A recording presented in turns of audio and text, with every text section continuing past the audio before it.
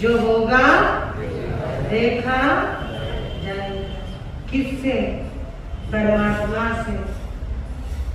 जिस समय परमात्मा से लगन लग जाती है तो जीवन का बेड़ा पार हो जाता है। परंतु आज एक ऐसा विषय है कि संसार में रहकर यदि हमने सत्य को स्वीकार कर लिया कि सत्य क्या है, असत्य क्या है, तो आप सही मायनों में किसी के साथ दोस्ती कर भी सकते हो और दोस्ती निभा भी सकते हो। रिपीट, दोस्ती कर भी सकते हो और दोस्ती निभा भी सकते हो। सबसे पहला दोस्त कौन होता है आपका? गुरु। वो तो ठीक है, जब मिलेंगे मिलेंगे, लेकिन जब जन्म लिया तो सबसे पहला दोस्त कौन? माता। क्यों? किस लिए? हाँ, बस इसलिए।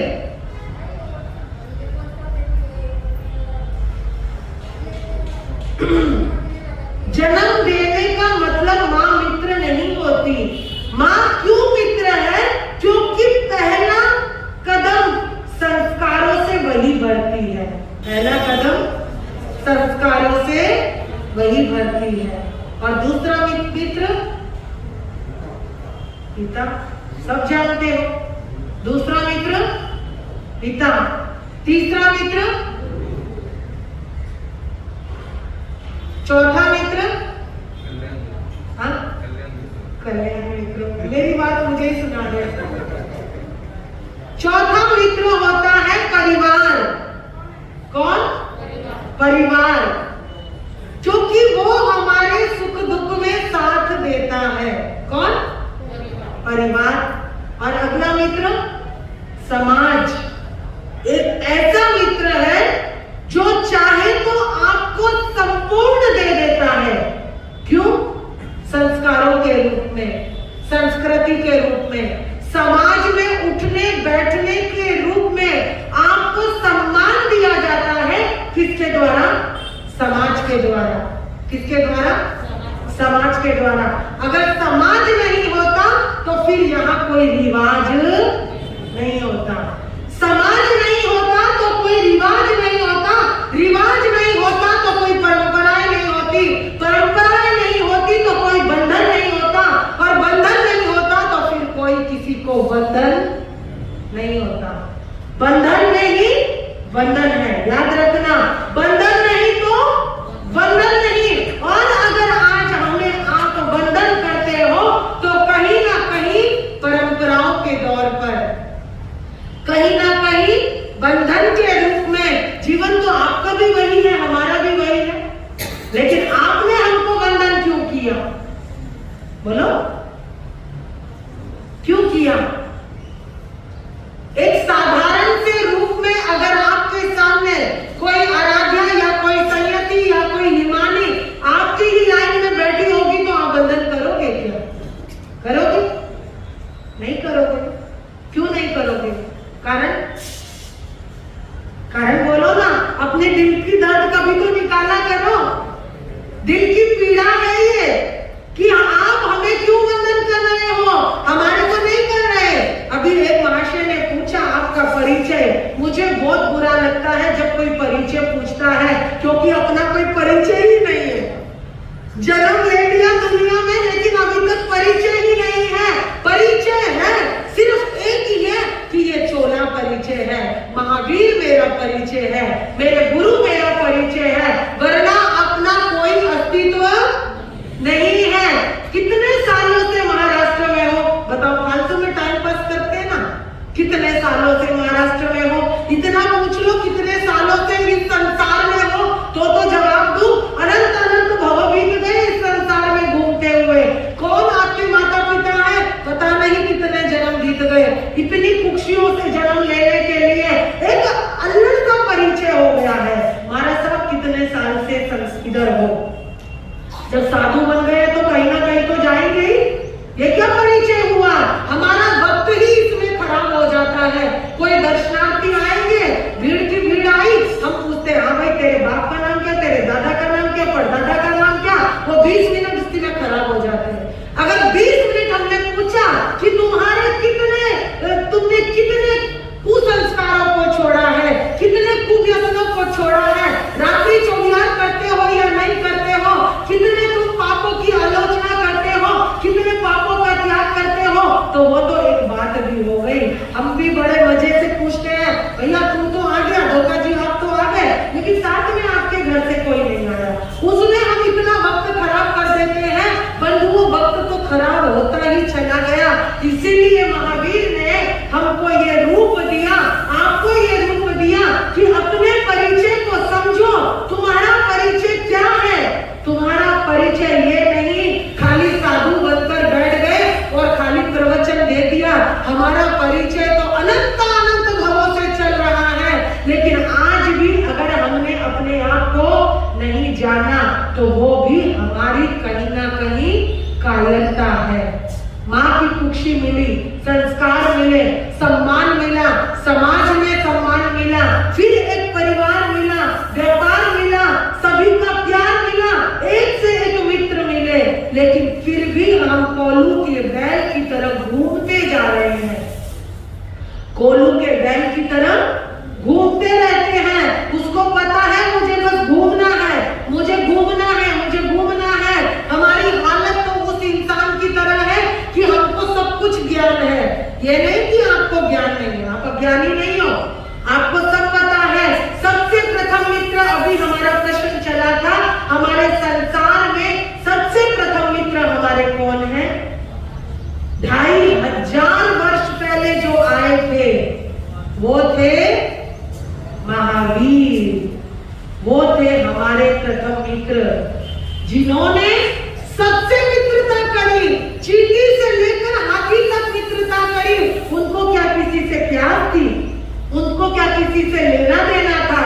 सिर्फ एक ही बात उन्होंने कही थी, मिट्टी में सब भूए तू वैरम मजम न के नहीं। आध्यात्मिक पथ के वो पथिक थे, वो सबके मित्र थे, आपके भी मित्र थे, हमारे भी मित्र थे, जिन्होंने जीवन जीना सिखाया। एक अज्ञान को जो दूर करने आए थे, वो तिमिर का अज्ञान, जिन्होंने कोशिश करी इस संसार के अंदर जितने भी ये जीव है, जितने भी छोटे से छोटा जीव है, वो सभी जीना चाहते हैं। फिर हम एक दूसरे से राग द्वेष की ग्रंथि क्यों रखे? एक दूसरे से हम बैर भाव क्यों रखे?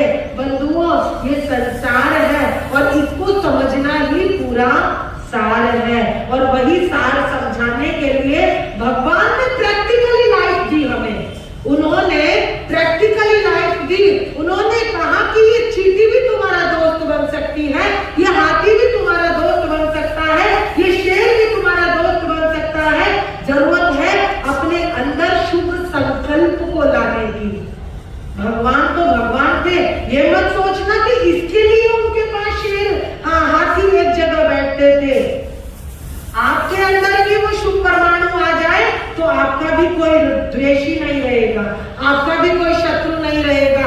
आप तो शत्रुओं को छोड़ो, आप तो आज परिवार में भी शत्रुता निभाते रहते हो, आप तो परिवार में भी दुश्मनी निभाते रहते हो। एक माँ से जन्म लेने वाले 2 भाई भी शत्रुता निभाते रहते हैं। बात करते हो दोस्ती की, बात करते हो मित्रता की। अभी तक आप भगवान को मित्र कब समझोगे? आपने तो अपने परिवार को भी अपना मित्र नहीं समझा है। बंधुओं, सबसे पहले मैं उन बच्चियों से कहना चाहूंगी, आज हम अपने माता पिता को मित्र नहीं समझते, हम दुनिया को मित्र समझना शुरू कर देते हैं। हमारी क्वालिटी कहां जा रही है? पहली मित्र हमारी माँ और हमारा पिता होना चाहिए, लेकिन हम सिर्फ जो क्षण भर के लिए हमको एक दोस्ती का दिखावा करने आते हैं, हम उन्हीं को अपना दोस्त समझ लेते हैं। अभी सबको बुरी लग सकती है मेरी बातें कि महाराज साहब जी कह रहे हैं कि क्या फालतू का आज का प्रवचन है कि हमारे को दोस्ती से दूर करने की राय दे रहे हैं। मैं आपको दोस्त बनाने के लिए मना नहीं कर रही, मैं आपको ये बता रही हूँ कि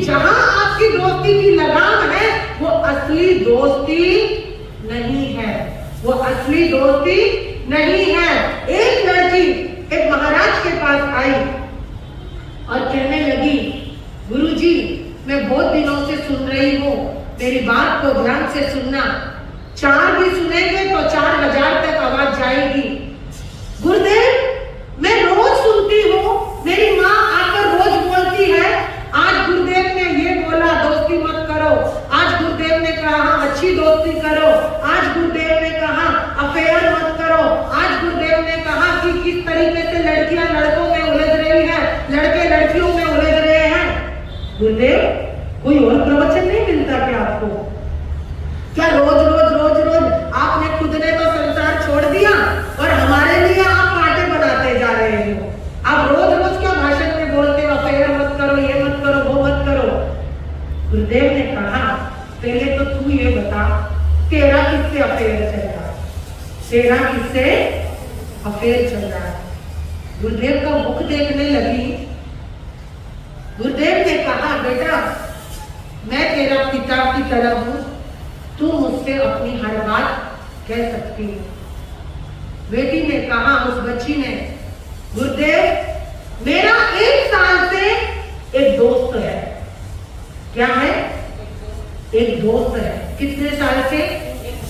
2 साल से मेरा एक दोस्त है, लेकिन वो मुझे बेइंतहा प्यार करता है। क्या करता है? बेइंतहा प्यार करता है और मैं भी उससे बहुत प्रेम करती हूँ। बोले क्या तेरे पास इतना कॉन्फिडेंट है कि वो तुझे प्यार करता है? आपको नहीं पता गुरुदेव, आप क्या जानो प्यार मोहब्बत की बातें।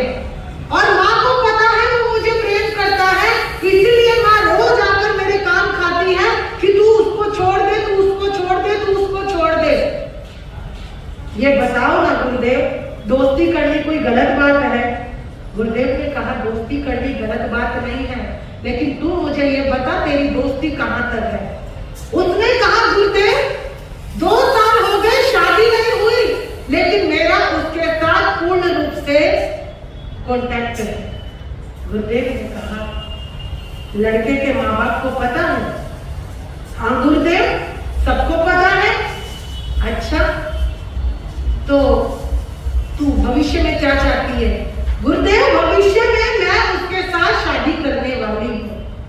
अच्छा, क्योंकि मेरा रिलेशन बहुत आगे तक चला गया। लड़की के चेहरे पर वो जो रौब था ना, गुरुदेव को डराने की कोशिश कर रही थी कि आप ऐसे प्रवचन मत करते जाओ। मैं उन लड़कियों को कहना चाहती हूँ कि जो छोटी छोटी बातों में आकर प्रेम का दावा करती है और किसी न किसी के साथ बहक जाती है, फिर उनके दिमाग में ये बातें स्ट्राइक नहीं करती कि मेरी माँ ही सबसे पहला मेरा दोस्त है, मैं उससे अगर छुपाकर किसी के साथ दोस्ती कर रही हूँ या उसको बताकर भी कर रही हूँ, ये मेरा निर्णय सही निर्णय है भी या नहीं है। तो गुरुदेव ने कहा तुझे विश्वास है वो तेरा साथ देगा? क्या बात करते हो गुरुदेव, वो इस जन्म में नहीं 7 जन्म में मेरा साथ देने वाला है। दावा करती है? हाँ दावा करती है। वादा? वादा क्या गुरुदेव? आप अगर उससे मिलोगे तो आपको लगेगा वो कितना गजब का लड़का है। क्या काम करता है? काम तो कुछ नहीं करता, लेकिन उसने विश्वास दिलाया है वो सब काम करेगा। शादी के बाद मेरे पिताजी उसका व्यवसाय करवाएंगे। रिपीट, मेरे पिताजी उसका व्यवसाय कराएंगे। अच्छी बात है। और क्या? गाड़ी? नहीं गुरुदेव, गाड़ी वो भविष्य में लेने वाला है। मकान? मकान हम शादी के बाद ले लेंगे। दुकान? दुकान तो उसके पिताजी के पास थी पर अभी किराए पे है। अच्छा, तो मेरे कहने से एक काम करेगी? हाँ। तू उसके पिता माता को जानती है? गुरुदेव श्योर, पूर्ण रूप से जानती हूँ। तो एक काम कर, आज लड़के को बुलाना और उसको कहना कि हम दोनों को साथ रहते हुए कितने साल हो गए? 2 साल हो गए और बिना किसी रिश्ते के हम साथ में रह रहे हैं। बेटा मुझे कोई आपत्ति नहीं है, पर इसको जब समान अच्छा नाम नहीं देता, ये रिलेशन तुम्हारा कामयाब नहीं होगा, तो तू बस उससे एक बात कहना कि सुनो, एक काम करो, 2 साल तो हो गए, अब हम शादी कर लेते हैं। क्या कर लेते हैं? शादी कर लेते हैं। और उसने क्या किया? ठीक है गुरुदेव, भला ये भी कोई बात हुई? मैं आज भी जाती हूँ और उसको बोलती हूँ, वो अपने माता पिता से बात करेगा। मुंबई की घटना में नाम नहीं बोलूंगी। मैं आज ही अपने माता पिता से भी बोलती हूँ और उसको भी बोलती हूँ, वो अपने माता पिता से बोलेगा। और लड़की बहुत अच्छी थी, लेकिन जॉब करती थी, कमाती थी लाखों रुपया, और वो अपने माता पिता से बात करेगा और हमारी शादी हो जाएगी। फिर तो आपको कोई ऑब्जेक्शन नहीं रहेगा गुरुदेव। गुरुदेव ने कहा नहीं। उसके पश्चात वो लड़की गई, फोन किया, लड़के को बोला, आज ही अपने माता पिता से बात करो और मुझे जल्दी से जल्दी शादी करनी है। बंधुओं, उस लड़के ने अपने माता पिता से बात करी और उस लड़के ने अपने उस दोस्त को जवाब दिया। और वो जो दोस्त थी ना, रोती हुई गुरुदेव के पास पहुंच गई। आपको मालूम है लड़के के माता पिता ने क्या कहा होगा? रोने लगी गुरुदेव के चरणों में बैठकर। गुरुदेव ने कहा, क्या हुआ? कल तो तू बहुत खुश थी, आज अचानक से क्या हुआ? कहने लगी, गुरुदेव मेरी जिंदगी बर्बाद हो गई। रो रही है, ताने मारकर, बिलख बिलख कर रो रही है। गुरुदेव आपने सही कहा था, मेरी जिंदगी बर्बाद हो गई। गुरुदेव रोने लगे, बेटा क्या हुआ, बोलो तो सही। कहने लगी, गुरुदेव आपको पता है उस लड़के के माता पिता ने क्या कहा?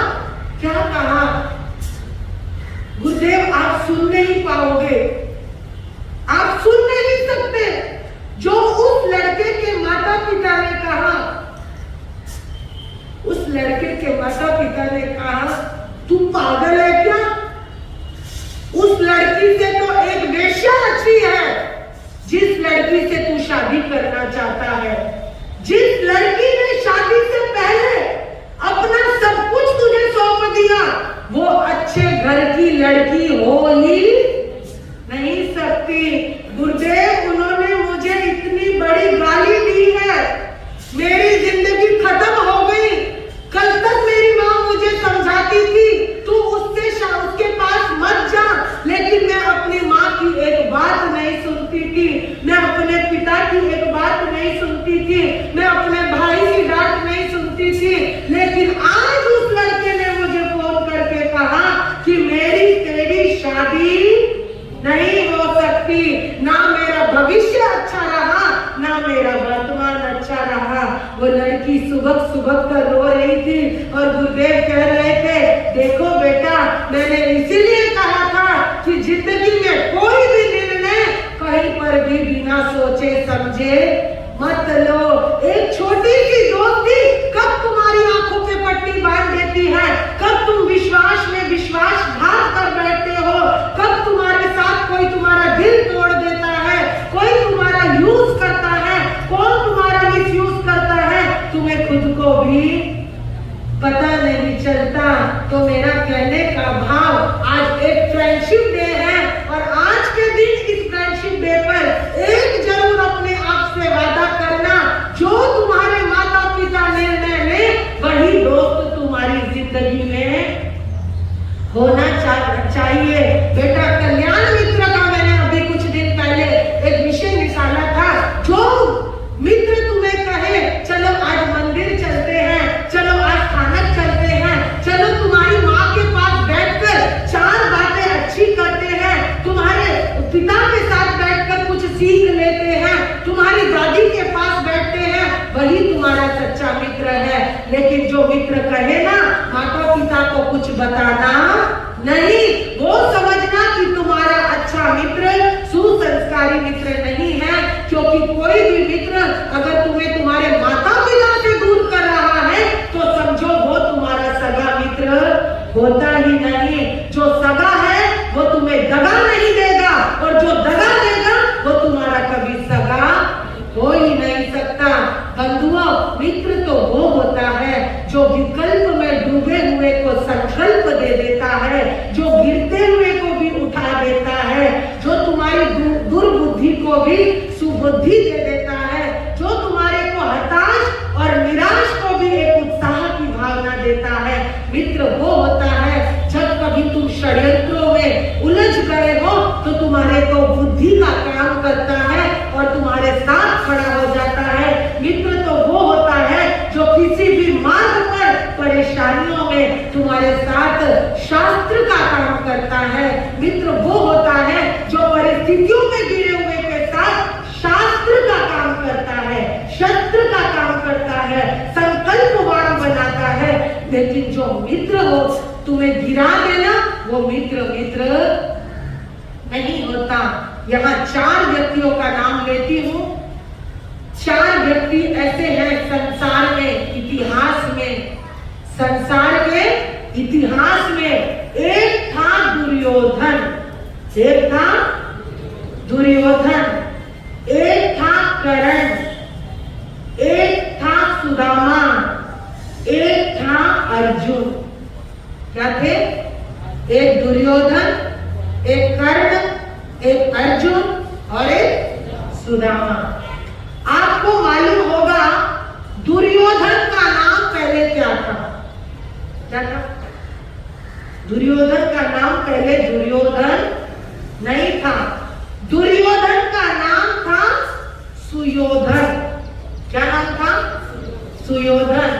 लेकिन जिस समय उसका मित्र बना उसका खुद का मामा शकुनी, उसके बाद उसके जीवन का अस्तित्व ही खत्म हो गया। जीवन का छोड़ो, नाम का अस्तित्व भी खत्म हो गया। सुयोधन बन गया दुर्योधन। दूसरा नंबर आता है कर्ण का।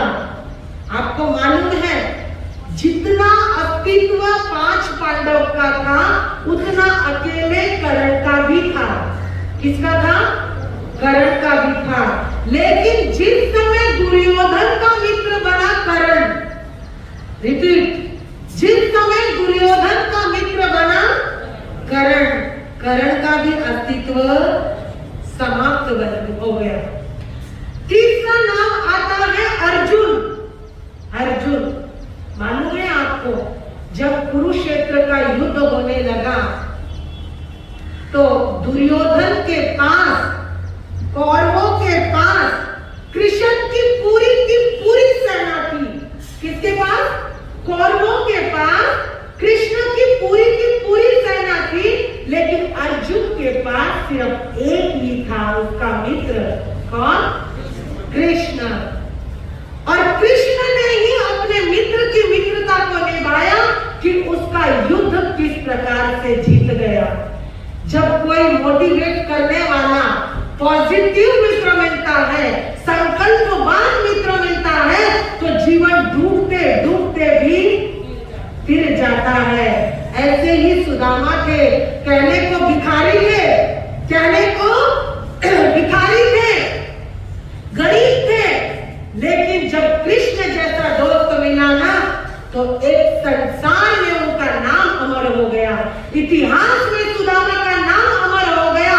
एक भिखारी भी तीर जाता है जब उसको एक अच्छा दोस्त मिल जाता है, और जब कोई दुर्योधन जैसा दोस्त मिल जाता है तो इंसान ऊपर जाते जाते भी डूब जाता है। बैड लक जब हमारा जागता है बंधुओं तो ऐसे जागता है। आप क्या जागते हो? दुर्योधन को कृष्ण नहीं मिले, दुर्योधन को कृष्ण नहीं मिले। कृष्ण सबसे पहले दुर्योधन के पास ही गए थे कि मैं ही युद्ध को पेंडिंग कर दूंगा, लेकिन तुझे एक काम करना होगा, बस थोड़ी सी जमीन तू पांडवों को दे दे, थोड़ी सी जमीन तू पांडवों को दे दे, ये युद्ध में टाल दूंगा। लेकिन दुर्योधन ने बोला था मैं ये युद्ध पेंडिंग कर दूंगा,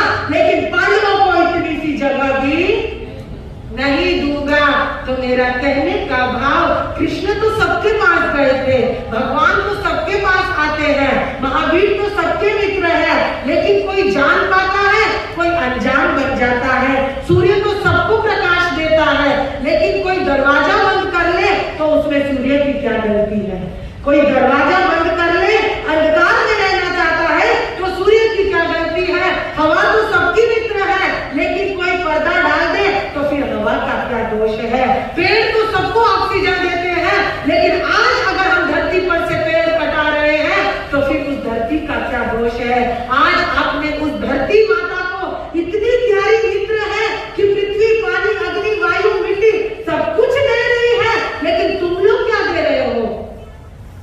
जीते जी अपनी धरती का ऐसा आज नाम मिटाया जा रहा है, या कड़वे शब्दों में, गंदे शब्दों में बोल दूं, आज खुद आज अपनी धरती माता का तुम खुद मिलकर उसकी धज्जियां उड़ा रहे हो, उसका चीरहरण कर रहे हो, उसका बलात्कार हो रहा है कि अपनी ही धरती से पेड़ों को काटा जा रहा है, अपनी ही धरती को खोद खोद कर उसका नामो निशान मिटाया जा रहा है। जो धरती तुम्हें प्राण वायु दे रही है, सबसे प्यारा मित्र है वो धरती हमारा, आज हम उसका ही नामो निशान मिटा रहे हैं। लेकिन मेरा कहने का भाव, मित्र ऐसा कीजिए जैसे लोटा डोर, मित्र ऐसा कीजिए जैसा लोटा डोर, गला फसावे आप ना, रक्षा करे किसी और। यानी कि लोटा जब कुएं में जाता है तो रस्सी अपने गले में डालता है, और जब प्यास बुझाता किसी और की है, दोनों एक दूसरे में बंध जाते हैं। लोटे के गले में रस्सी और रस्सी को नीचे फेंका जाता है और वो पानी भर के लाते हैं दोनों, और वो दोनों मित्र आपकी प्यास बुझाते हैं। तो दोस्त ऐसे बनाइए कि जो दूसरों की भी प्यास बुझा सके और आपकी भी प्यास बुझा सके। दोस्त ऐसे मत बनाइए जो आपके साथ दगा करे, आपको बोले मैं तुम्हारा दोस्त हूँ, लेकिन दिखावे के दोस्त है। बंधुओं, आज तो दिखावे के दोस्ती रह गए हैं। सच कहूंगी, दोस्ती के नाम पर सिर्फ दिखावा है, बाकी कुछ भी नहीं है। आज आपको कहेंगे मेरा तेरे बिना गुजारा नहीं, लेकिन जैसे ही बाहर निकलते हैं ना तो एक ही वर्ड बोलते हैं, इससे बुरा तो इंसान कोई नहीं। और सच बताती हूँ, तुम्हारा जमीन तुम्हें टटोलता है, आप क्या सोचते हो? हमको पता नहीं कौन इंसान क्या कब और कहाँ कह सकता है। सब एक से बढ़कर एक महारथी है। उस समय तो एक दुर्योधन था, आज तो हजारों दुर्योधन है। उस समय तो एक शकुनी था, आज हजारों शकुनी पैदा हो चुके हैं। कृष्ण तो एक ही था जिसने द्रौपदी का चीर बचा लिया था, लेकिन आज तो सब चीर हरण करने में लगे हुए हैं। क्यों? क्योंकि मुझे ना एक गॉड गिफ्ट मिला है चेहरे पढ़ने का, लेकिन समझ आ जाता है दोस्ती का दावा करने वाले ही सबसे पहले दगाबाजी कर जाते हैं। तो आज दोस्ती का बहुत प्यारा दिन है और बहुत सुंदर दिन है, और मैं सबसे यही कहना चाहती हूँ, चाहे जूनियर है चाहे सीनियर है, दोस्ती एक से करो, लेकिन निभाओ अंत तक, निभाने की कोशिश करो। ये दोस्ती नहीं, मुझे क्या पता था तेरी बुराई कर रहे थे पर मैं पलट के नहीं बोला।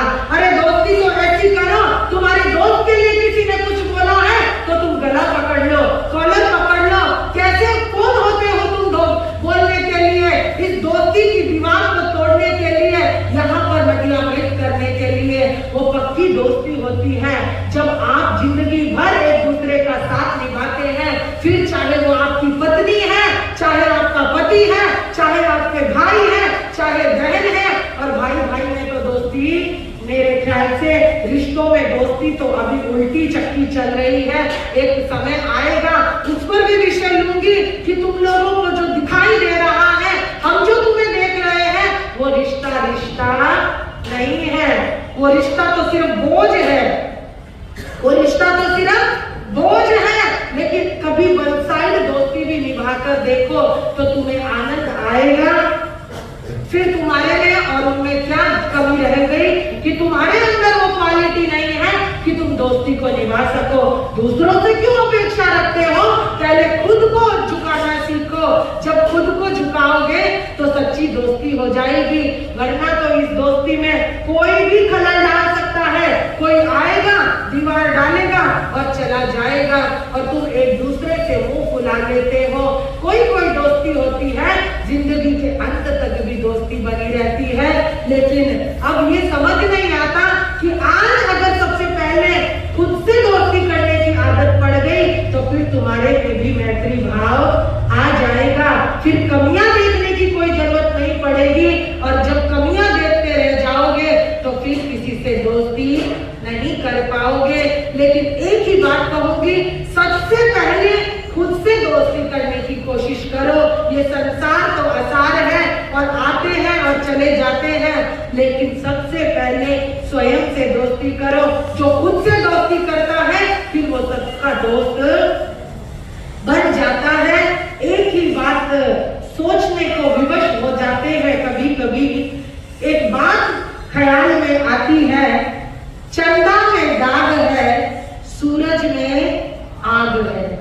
चंदा में दाग है, सूरज में आग है, तारों में विराग है, मैं किससे दोस्ती करूं। चंदा में दाग है और सूरज में आग है, तारों में विराग है, मैं किससे दोस्ती करूं। ग्रीष्म में तपन है, ग्रीष्म में तपन है, गर्मी है।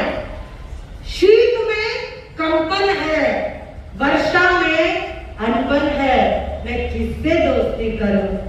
पवन मदहोश है, पवन मदहोश है, वन प्राण खामोश है और वसुंधरा बेहोश है, मैं किससे दोस्ती करूं। संसार में भोग है, संसार में भोग है, काया में रोग है, स्वार्थी सब लोग हैं, स्वार्थी सब लोग हैं, तो मैं किससे दोस्ती करूं। पूछती हूं मैं प्रभु, अब किससे दोस्ती करूं। अब तो एक ही निष्कर्ष निकला है, अब तो एक ही निष्कर्ष निकला है, आत्मा ही शरण है, आत्मा ही शरण है, मोह माया मरण है, निज स्वरूप अपना है, निज स्वरूप अपना है, बाकी सब सपना है। क्यों ना मैं खुद से ही खुद की दोस्ती करूं, क्यों ना मैं खुद से ही खुद की दोस्ती करूं। जिस दिन ये भाव आ गया ना, उस दिन तुम्हें महावीर बनने से कोई भी नहीं रोक सकता। यदि महावीर के पच्चीनों पर चलना है, महावीर जैसे मित्र से मित्रता करनी है, इंद्रभूति गौतम जैसे मित्र से मित्रता करनी है, सुधर्मा अनगार जैसे मित्र से मित्रता करनी है, चंदन वाला आना जैसी साध्वी से मित्रता करनी है, तो बंधुओं सबसे पहले स्वयं से दोस्ती करनी शुरू कर दीजिए। जिस दिन स्वयं से दोस्ती हो गई ना, सबसे पहला काम होगा, तुम्हारा स्वार्थ खत्म हो जाएगा, तुम्हें किसी से भी लालच नहीं रहेगा, अपेक्षा भाव नहीं रहेगा। क्योंकि अगर कहीं पर भी दर्द होता है, दुख होता है, दिल टूटता है, दगाबाजी होती है, तो सबसे पहले स्वार्थ के वश में होता है। जब हम किसी से अपेक्षा करते हैं तो कहीं ना कहीं हमें ठेस जरूर लगती है। तो सबसे पहले दोस्ती करो, स्वयं से करो। और सेकंड नंबर, अगर फ्रेंडशिप करनी है तो गॉड से करो, फ्रेंडशिप टू गॉड। यानी जिस दिन गॉड से दोस्ती हो गई, उस दिन आपके लाइफ में जितने भी मोह माया राग द्वेष अपेक्षा जैसी वॉल खड़ी है, तो उन पर ब्रेक लग जाएगा। तो पहले ब्रेक द वॉल आपके जीवन में होना चाहिए, फिर एक निर्णय करना, एक मिनट के लिए तो खड़ा करो। इतना सब कुछ सुनने के बाद कि मेरे दोस्त कैसे हैं, मेरी दोस्ती कैसी है, मैं उनके साथ क्या कर रहा हूँ, मैं उनके साथ दगाबाजी तो नहीं कर रहा हूँ। कृपया करके एक दोस्त बनाइए, लेकिन दूध और पानी जैसा दोस्त बनाइए। आपको पता है, जब पानी और दूध को मिलाया जाता है तो दूध को अस्तित्व बनाने के लिए सबसे पहले अपनी कुर्बानी कौन देता है? पानी। पानी का भी अस्तित्व है, ऐसा नहीं बोल सकते, पानी का भी अस्तित्व है। लेकिन दूध में जब पानी को भर के पतीले में रखा जाता है, तो दूध को संसार में अस्तित्व दिलाने के लिए पानी अपना अस्तित्व समाप्त कर देता है। जल जल कर खत्म हो जाता है। और जब उस समय दूध का अस्तित्व सामने आता है तो कहने का अभिप्राय, दोस्ती करना तो ऐसी करना कि पानी और दूध के जैसी करना। आप दोस्ती करना तो ऐसी करना, उस मोमबत्ती जैसी करना कि दूसरों को प्रकाश देने के लिए वो धागा और वो मोम अपना अस्तित्व खत्म कर देते हैं। और दोस्ती कोई बुरी चीज नहीं होती। मैं अपने बच्चों से कहना चाहूंगी, दोस्ती कोई बुरी चीज नहीं होती, लेकिन दोस्ती किससे कर रहे हो, कहां कर रहे हो, कैसे कर रहे हो, मर्यादा में कर भी रहे हो या अमर्यादा में कर रहे हो, ये सब चीजें आपके व्यक्तित्व को, आपके रक्त संबंधों को, आपको पूर्ण रूप से संस्कारों को लेकर आती है। क्योंकि जब हम किसी के साथ दोस्ती करते हैं, सबसे पहले हमें अपने रक्त संबंधों को देखना है कि यदि ये मेरी गलती आगे तक चली गई तो मेरे माता पिता को भुगतान करना पड़ेगा। जब ये चीजें आपको अंदर से प्रैक्टिकली करेगी तो आप अपने आप में आध्यात्मिक बन जाओगे, आप अपने आप संस्कारी बन जाओगे, आप अपने आप गुणवान बन जाओगे। फिर आपको कोई भी रास्ते से भटका नहीं सकता। मेरी बातों को जरूर सोचना। बड़ी लंबी जिंदगी है बच्चों। जब जीवन में आगे जाओगे, पता नहीं कितने लोग दावा करेंगे मेरे से बड़ा तुझे कोई प्यार करने वाला नहीं है।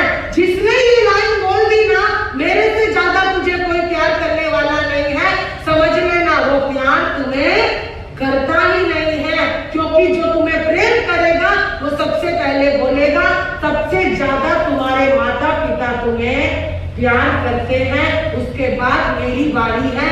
तो जो ये तुम्हें शब्द बोले तो वहां थोड़ा विचार करना, वरना किसी से जल्दी से दोस्ती मत करना। आज फ्रेंडशिप डे है और ये बहुत एक प्रचलन बन गया है। आज के दिन कितने एक दूसरे को गिफ्ट देते हो, कुछ देते हो, एक दूसरे को प्रपोज भी कर देते हैं। कुछ खेल नहीं है, सिर्फ एक खेल है, बाकी कुछ नहीं है। कोई भी रिलेशन बनाओ, लेकिन ऐसा रिलेशन मत बनाओ जिस रिलेशन की वजह से आपके माता पिता को बेइज्जती का सामना करना पड़े। आज ये टीम भी जानती है, ये टीम भी जानती है।